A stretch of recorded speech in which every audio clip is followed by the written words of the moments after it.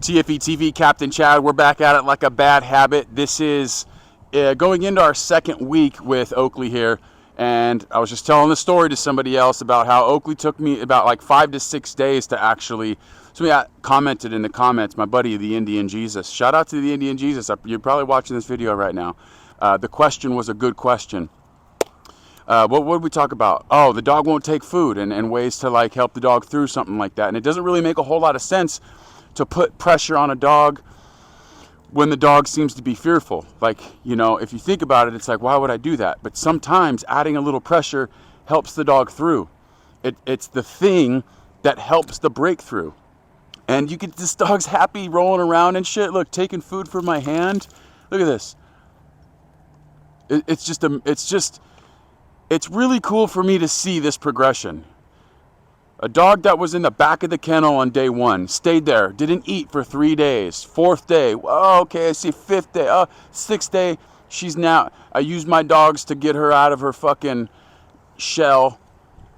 People are talking, there's a lot of people that do just online dog training and they try to talk shit about board and trains. You're never going to get this kind of result online dog training with a dog like this. I'm going to tell you guys a quick story, dude.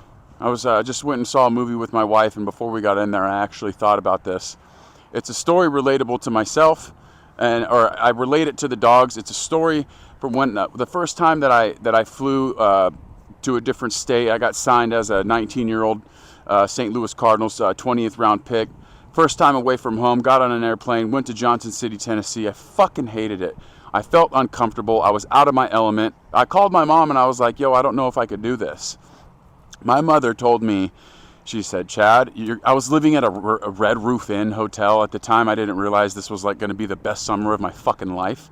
And had my mom not been like, you know what, Chad, you got to give it a chance, be strong, see it through, and see what happens. We're always going to be here. We got you. Just see what happens." I ended up having the best summer of my fucking life, and I ended up playing professional baseball and traveling the country and overseas for the next 10 years.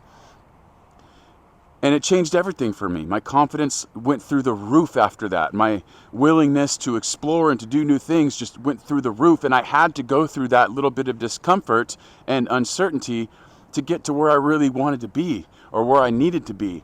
And that's the same shit for your dog, dude. She is going to be uncomfortable with certain things, but we're going to be right here to help her through that. And I got her on a new little... Good. Come here, baby. Today we're going to conquer something new. It's about conquering something new. Every day, something new. Go out of our comfort zone so that we can be comfortable being uncomfortable. Same goes for the fucking dog, you guys. Absolutely amazing stuff. I'm going to try to get her front paws on this. This is a little pallet I like to teach the dogs to climb. It's a scary thing for a dog when they don't know that they can do it, but she can do it, and we're going to try to get her through this. And again, there's probably going to come a point in time where I use a little bit of pressure or maybe even physically put her up here to get her to the other side. Oakley, yes! Good girl!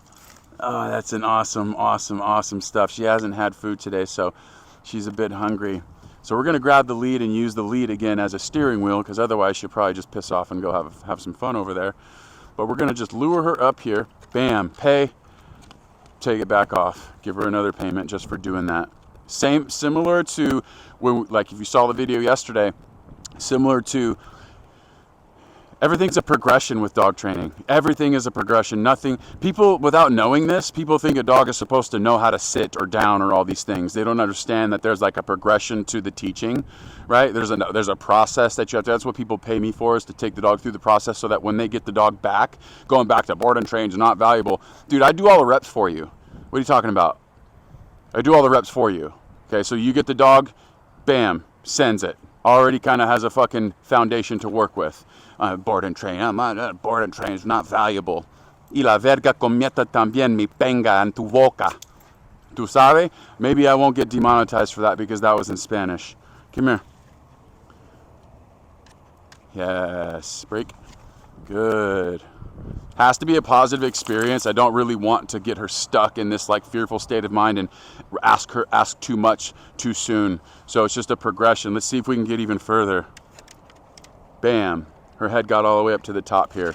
That's awesome. Now, you know, one of the things I like to try to do is get a little bit of momentum. So we put the food lure, little momentum, up.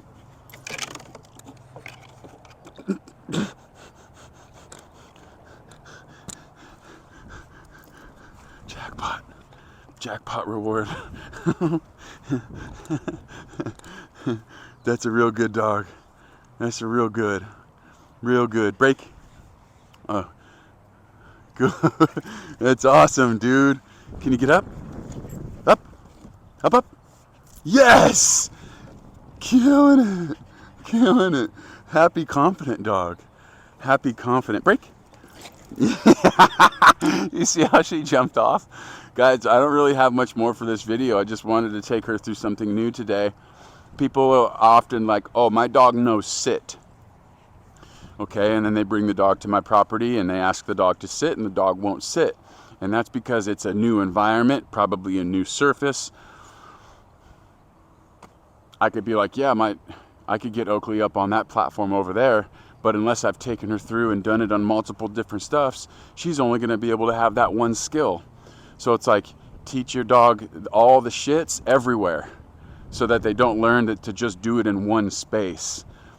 Does that make sense, guys? I don't do the best with like explaining this stuff, but I hope you know, I'm a layman's term kind of guy, and I think it really helps my clients because it's like, hey, I usually have a rhyme and reason for it, but a lot of people use fancy vernacular in this game, and that's just not really my style, and I don't think it ever will be. But I hope I do a good enough job explaining these things so that you guys can become better dog owners and ultimately just help forge the relationship that every dog and every person should have together, which is just a relationship built on trust, a foundation built on just relationship-focused methodologies and shit. And of course, we obviously utilize, you know, tools. She has a prong collar on right now on the double loop, but that doesn't take away from any relationship value, just as long as we're utilizing those appropriately.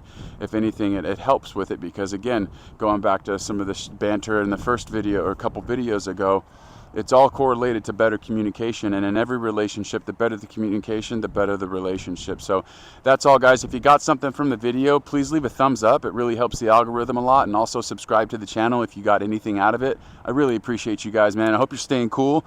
It's been hot as shit out here in Cali. I can't wait till it cools down a little bit. But until then, if you guys got anything you want to see me do and shit, because I'm a little bit more active on the tube lately. And also, dude, I got a Patreon page if you really appreciate the shit. You get patreon.com/teamfloppyears. I'll link that in the description below. But I appreciate you guys, man, and we'll see you in the next video. Peace.